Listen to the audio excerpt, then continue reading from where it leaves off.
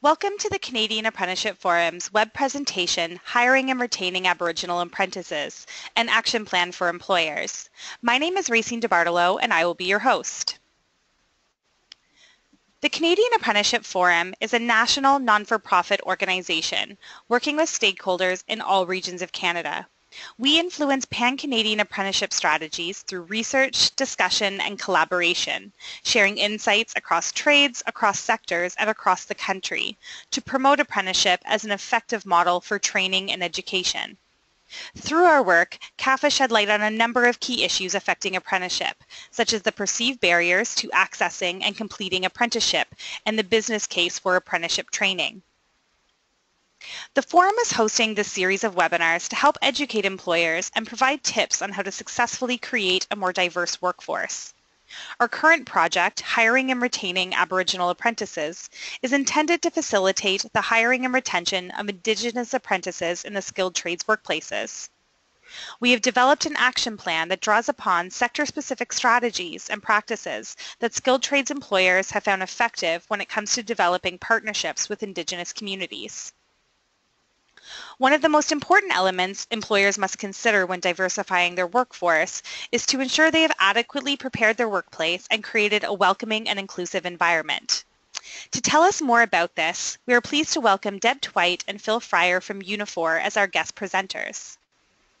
Deb Tviet has held various executive board positions in the Canadian Auto Workers, or the CAW, Local 1859, as well as various bargaining committee positions, including plant chairperson.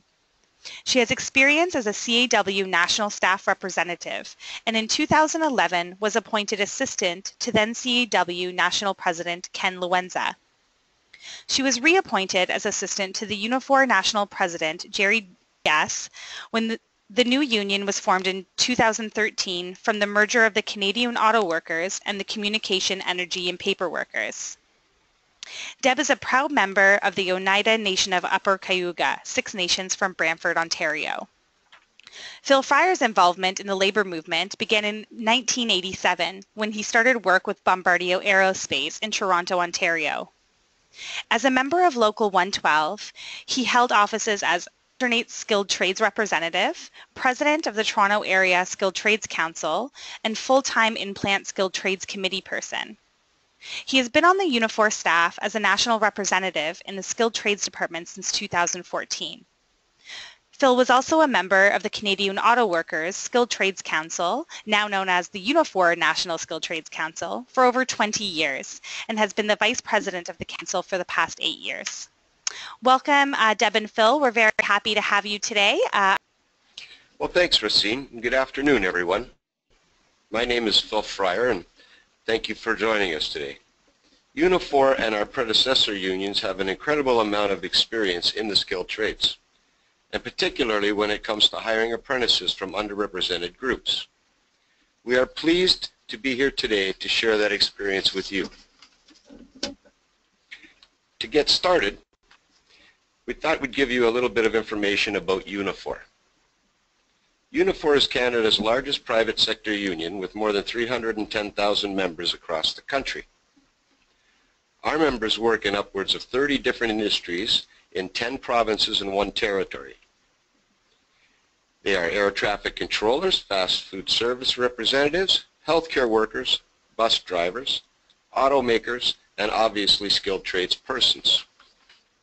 Unifor's structure makes space for workers in similar industries to get together to discuss issues related specifically to them. One of those pockets is skilled trades. Unifor's National Skilled Trades Council represents members in skilled trades. There are more than 50,000 skilled trades persons under the Unifor umbrella. The Council provides a forum for skilled trades persons to raise and discuss issues particular to the skilled trades as they come up across the country. For example, Bill 70 in Ontario. The Council takes a keen interest in and oversees apprenticeship training programs in our workplaces and also leads on issues of fairness and equity in the skilled trades. For example, our union has negotiated unpaid time off for interested skilled tradespersons to put their skills to good use in Aboriginal communities. Our members have traveled to remote communities as volunteers to conduct repair and maintenance work on homes, water wells, etc. This work helps us to build relationships and gain a better understanding of the diversity Canada has to offer. Slowly, in small increments, this is the type of work that helps to change society, and it informs our approach to workers from underrepresented groups as we move forward. So the first question we're asked to answer is, why are welcoming workplaces important? The answer is twofold. The first is that society is changing and so is the workforce. The second, if workplaces don't change in order to accommodate these diverse workforce, then we won't attract highly skilled and high-performing workers in the future. As Canada's population changes, workplaces need to keep up. And some examples of demographic shifts include Canada's workforce is made up of Canada's population, and Canada's population is growing increasingly diverse. By 2031, 30% of Canada's population will be made up of people who are racialized. And Canada's Aboriginal population is the fastest growing demographic in the country, and a group that is young, dynamic, and often left out of progress because of artificial barriers.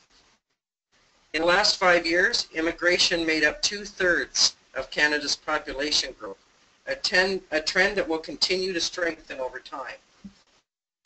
If businesses and organizations don't adapt their culture to the needs and expectations of this diverse workforce, it is the workforce that will eventually be left behind. We also know that organizations and employers have not done a good job of promoting equity and fairness in the workplace in the past. Women, racialized workers, Aboriginal workers, workers with disabilities, LGBTQ workers, young workers are all underrepresented in high quality, stable employment. This is not for lack of skill or ability, but the result of a lack of fair employment practices coupled with streaming, discrimination, poor recruitment, and hiring practice. The list goes on. And that leads to huge gaps in earnings and wages for large groups of people. For example, women earn an average of 73 cents for every dollar earned by a man.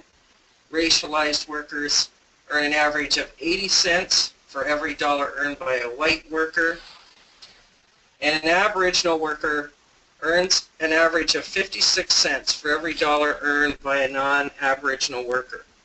And these gaps are for university-educated workers in the private sector. And I'll repeat that. These gaps are for university-educated people working in the private sector. Clearly, we could all be doing better than we are. Again, this is for university-educated people in the private sector, so clearly something's going on besides just skill, and workplaces are missing out on a diverse, vibrant cohort of people. At the same time, society is changing too. While much of the political narrative you hear might be of the protectionist nature, society is, at the same time, increasingly emphasizing equity and inclusion as well. We know that Canadians value fairness and equality of opportunity for everyone. We know that consumers are growing more aware of their power and are making more informed decisions about what companies they buy from and why. Take, for example, the issue of abandoning Ivanka Trump's brand in the U.S. Consumers care about a social consciousness in the companies that they buy from. Social enterprises are springing up, and the B Corp, or Better Corporations, is giving businesses the opportunity to do better and to brand themselves as such. Finally, government regulation is changing and evolving as well. In Ontario, the Infrastructure for Jobs and Prosperity Act requires recipients of Ontario funding for infrastructure to include a community benefit agreement in their infrastructure plan. As you can see, there are many reasons a workplace might want to become more diverse, and building a welcoming workplace culture is an important place to start. For the next phase of our presentation, we thought we'd provide some examples of the work Unifor and our predecessor unions have done over the years to help hire and retain workers from underrepresented groups in skilled trades. We're going to discuss 5 here. They include Women Unlimited, Pathways to Shipbuilding, Mother and Daughter First Nations Skilled Trades Awareness Conference, Women's Skilled Trades and Technology Awareness Program, and Pre-Apprenticeship Training Programs. The first and perhaps most high-profile example is Women Unlimited Nova Scotia. Women's Unlimited is a multi-sectoral partnership promoting the full participation of women in the trades. The program addresses the systematic barriers that limit participation of diverse women in skilled trades by focusing on a 14-week career exploration program that helps to discover a good fit, followed by a 2-year training program. Unifor got involved when our members at Irving Shipyard realized they could promote women in the skilled trades by creating a more welcoming workplace. The model is listed here on the slide. It is designed to address a number of barriers women face in entering skilled trades professions. By changing recruiting practices, offering the opportunity for women to explore the profession, training and networking for the trade, and supporting the worker in the transition to work, we reduce barriers that prevent the worker from fitting into the workplace. The 5th component, change, addresses the need for the workplace to change in order to make space for the needs of diverse groups of people. By promoting change to a more respectful workplace, the program supports companies to adjust. Unifor members are involved in every step of the way, networking, mentoring, and getting to know the women in the program, and working to change the workplace to one that is more respectful and diverse nature of the future of the workplace. Pathways to Shipbuilding is another program connected to Irving Shipbuilding. It is modeled after the success of Women Unlimited, and it provides 20 job opportunities for Indigenous students in metal fabrication. Again, it is a 4-week customized introductory program followed by a 2-year training program. Recruitment is done in partnership with the appropriate community organizations, and employment is readily available. The program is just getting started, and we anticipate some great success. A few years ago, Unifor identified a lack of participation in skilled trades by Aboriginal women. We decided to do something about it. At our education center in Port Elgin, we set up a weekend conference called the Mother and Daughter First Nation Skilled Trades Awareness Conference. We invited Aboriginal women from the community to come and learn about the trades. The weekend included identification of mechanical aptitude, comprehension and reasoning, robotics, electrical wiring, and even mock-up interviews where participants could get a feel for what an interview might be like and practice their skills. This conference directly addressed a barrier that many people from underrepresented groups face: having no previous exposure to the skilled trades. Participation in this conference did not mean an automatic skilled trades career trajectory, but it did open new possibilities for many. In Saskatchewan, we partnered with the Saskatchewan Institute of Applied Skills and Technology to recruit, orient, and train 20 Aboriginal women on the basis of the construction industry. Again, we follow the basic principles laid out previously, and 4 participants out of 20 have found work in the construction industry after participating in a 6-month training program. Finally, when Fiat Chrysler finally decided to hire apprentices after years of neglecting this side of the manufacturing process, we worked with the company to develop a 1-day pre-apprenticeship course to assist potential participants through the process of deciding if they wanted to apply. Many workers in the plant hadn't been to school or taken a test in years. This one-day course was gender neutral, included female instructors, and helped potential applicants understand what to expect from the recruitment and hiring process. They already worked for FCA, so they knew workplace culture well. 10% of the cohort of apprentices are women, and they are doing well today. This was a successful partnership between FCA and Unifor. One important point to make here is that this effort was well and good, but the reality is only 19% of eligible employers participate in developing apprentices. If employers want trained, skilled trades people, they need to take responsibility for training them and commit to offering apprenticeships. If apprenticeships are not offered, then it is impossible to hire Aboriginal people into the skilled trades. What made these initiatives successful? We had our researchers siphon through the data and experience Unifor had developed over the years, and they boiled it down to 6 policies and practices that increase the likelihood of success in recruiting and retaining workers from underrepresented groups.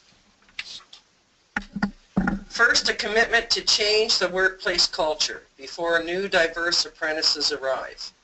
Second is to ensure strong leadership and commitment from the top of the organization chart. Third is identification and removal of barriers. Sometimes that means additional pre-training for new workers, and sometimes that means changing cultural norms in the workplace.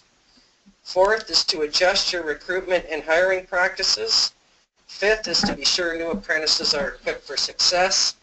And sixth is to enforce the rules and follow through on commitments. A welcoming workplace must be in place before the first recruits arrive. Apprenticeship retention is not an issue of new recruits putting their head down and barreling through with the strength and fortitude of an ox, but an abusive workplace, but an issue of changing the workplace culture to one where bullying and abuse are unacceptable. It's important to create, implement, and enforce workplace policies, including anti-harassment and anti-bullying policies. You must enforce the consequences if a long-tenured worker is acting in a harassing or bullying way. For example, we often hear stories of women being asked to just accept catcalls or dismissive behavior of older male workers. But the reality is, if you ask Susan to put up with bullying and abusive behavior, you're punishing Susan for her colleagues' bad behavior. The same logic goes for Aboriginal workers, workers of color, LGBTQ workers. A welcoming workplace is one where people aren't signaled out for their gender, the color of their skin, or their ancestry, but are recognized for the good work they do and the quality that they will produce. Language is also important. Use words like underrepresented instead of non-traditional. For example, telling women in the trades they are non-traditional is quite different than telling a woman there should be more women in the trades. Sometimes it's simple changes that make a big difference. For example, when women first started working in the trades, it was often the case that workplaces did not have a washroom for women and even may have lacked a lock on the bathroom door. Women do not necessarily feel safe using the washroom in those circumstances. A hospitable workplace is one where people can feel safe using the washroom. In retrospect, this may seem obvious, but these are the type of changes that make a difference. Strong, unyielding leadership is imperative. If co-workers, colleagues, and employees see the leaders are not on board with the new policies, the desired change will never occur. Leaders must be committed to change and committed to improve. This may lead by example. They must lead by example and show that the change in culture is not a matter of if but when. Leaders must not be afraid to call employees out and discipline when necessary if workers break new policies, including anti-bullying and anti-harassment. You must ensure the message of improvement is received loud and clear. It is important to identify and remove barriers that keep people in underrepresented groups from achieving employment in the trades. These include having no previous exposure to the trades, a lack of training in math and science, no access to or awareness of job postings. For example, employers posting a job on an online job bank, but the community in which they work actually gets their information from the local bulletin board. Finally, employers are not actually offering opportunities for apprentices. This makes it quite difficult to get a job as an apprentice, let alone become a certified skilled trades person. All these barriers are the result of systemic discrimination and our own biases and assumptions. For example, society assumes women don't want to work in the skilled trades, so we don't give women exposure to the trades. It's a self-fulfilling prophecy. Once you've recognized the barriers, you need to work hard to remove them, and that is a responsibility of employers. One of the main barriers underrepresented workers face is having no previous exposure or knowledge of the industry. That means you need to get them that knowledge. You can deliver information sessions and provide pre-apprenticeship training to help suss out the workers with an aptitude for the trades. Get to know the social norms of the community you're trying to reach out to. Find new ways to advertise positions based on the culture and norms of communication and information sharing in the community, and demonstrate a plan of action coupled with commitment. It may be the case that the community you're reaching out to has a long history of being approached for a program and then disappointed when commitments are not met. Don't be that organization. You have to work hard to build rapport and trust, and if you do that, you won't be disappointed. This one is important. Make sure to provide additional training to equip new recruits for success. And we'll go over this in more detail in the next slides.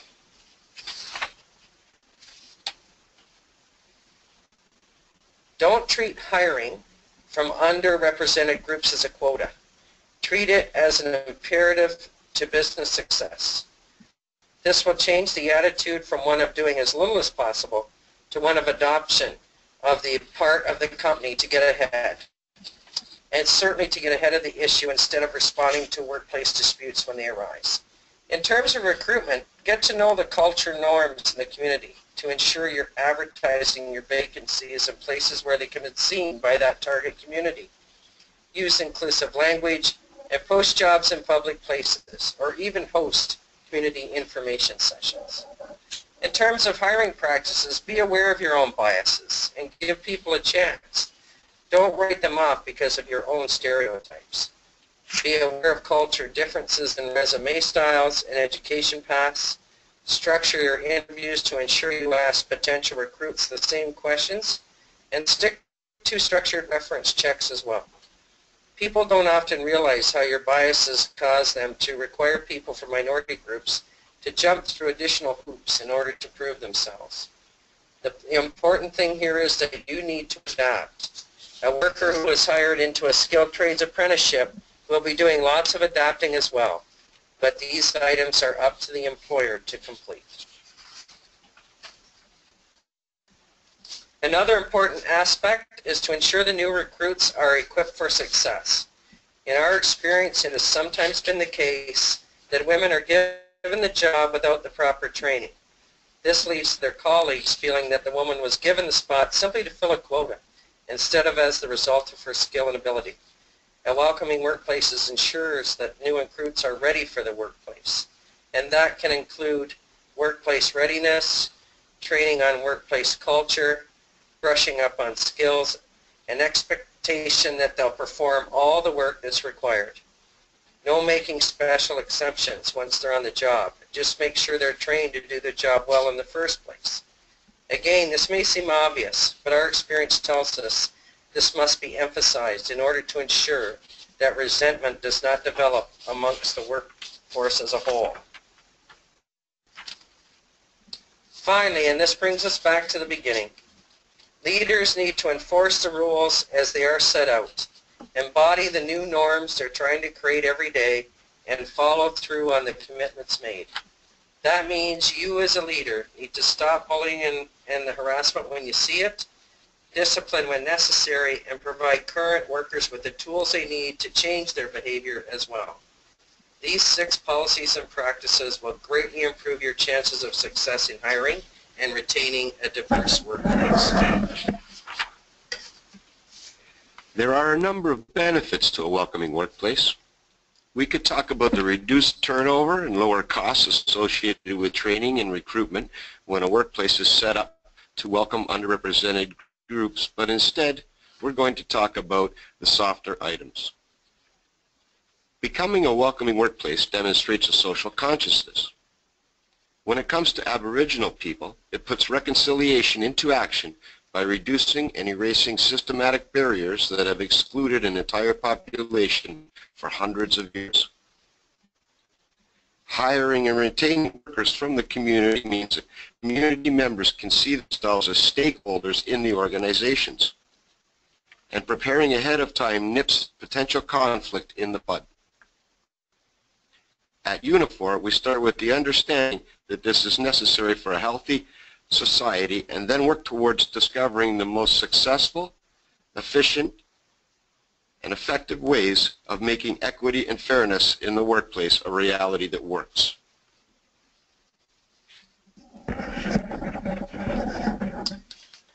So a few comments about getting started. It's a good idea to conduct an equity audit as you begin. It can help you identify who works in your workplace now and establish a baseline for moving forward. Within the audit, you should also ask some important questions. Do workers experience harassment and bullying? Identify some of the barriers your workplace culture may put up, whether they're intentional or not. Also get to know the community you're operating in and develop partnerships with a wide range of stakeholders. Working together will strengthen the quality of the initiative. And once you've decided to work towards a welcoming workplace, do your homework. Here are a few resources to get you started. The Ontario College of Trades has a smidgen of information for employers. The Industry Training Authority of BC provides a section of information relating to Aboriginal people in the trades. The Government of Nova Scotia provides a comprehensive toolkit on creating a welcoming workplace. It is an important resource in this field. The Women Unlimited website lists its approach and model on their website, and visit this site often for tips and insights into how to build a welcoming workplace. Finally, there is government grants available to create job opportunities for Aboriginal people. This is an important piece of the puzzle, but training and retaining those diverse skilled tradespeople will not be successful without the additional effort needed to create a welcoming workplace. Again, a grant is an important piece of the puzzle, but you still need to do a lot of work to create a workplace that welcomes diversity and reduces barriers for new workers. Finally, to employers, this is your situation to change. We know that welcoming workplaces don't just happen. It takes effort, commitment, and a strong will to change the workplace culture and develop employment practices that ensure equity and fairness for everyone. It's not just about apprenticeships, but about the workplace as a whole. Canada's workforce is changing. The workplace needs to keep up and adapt in order to attract and retain the next generation of talent and skill that are inherent in Canada's diverse workforce. Thank you so much for taking the time to be here with us today, and we look forward to taking questions. Well, thank you so much, Deb and Phil, for that great information. I think that you provided a lot of really practical tools for employers to help them start thinking about how to implement those in their workplace. So we do have a couple questions. The first one we wanted to ask was, can you share more about the Assembly of First Nations Drinking Water Project? What successes have resulted in the tradespeople working in these communities? And have these businesses seen any successes in hiring and retaining Aboriginal tradespeople as a result? Well, thanks, Racine. We did have some success at Salmon River. We've drilled over 30 wells, and to this day, the Aboriginal peoples in their community are no longer on a boil water advisory. We've also had some success in Thunder Bay with community chapters that we've initiated up there with our local union, and have been successful in getting some Aboriginal folks hired into some of our plants that we represent up in that area. The other question we wanted to ask was, can you provide some specific examples of how employers have successfully prepared their workforce for Aboriginal apprentices? And do you have any experiences from the tradesperson's perspective that you can share?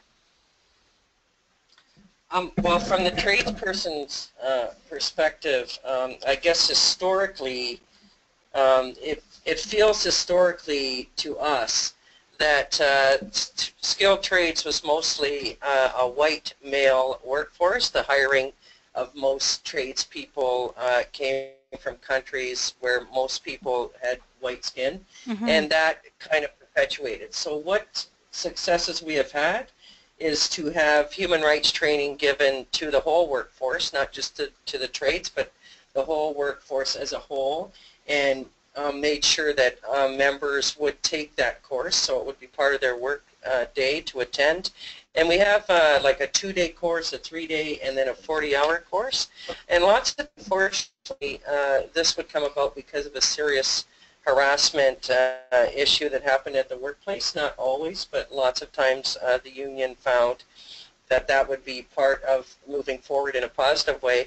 But what it also did is it's changed the culture of how people see the behaviors that they have as unacceptable, and that harassing behavior isn't a culture identity. It's something that's allowed to perpetuate and deny people access. And so we're finding that's changed as we do educationals and training the membership.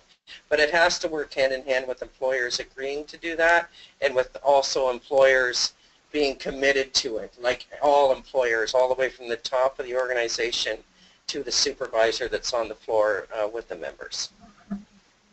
Absolutely. Well, thank you again, Deb and Phil, for all the information that you've shared with us today. As I mentioned at the beginning of the presentation, CAF has developed an action plan that draws upon sector-specific strategies and practices that skilled trades employers have found effective when it comes to developing partnerships with Indigenous communities. The report is available for free download on our website, so please visit www.caf-FCA.org. Our YouTube channel is another great source of content, and you'll find more information on creating a diverse workforce by subscribing to the CAF YouTube channel. We've got a great playlist called Diversity in the Skilled Trades where you can find more information and practical tips.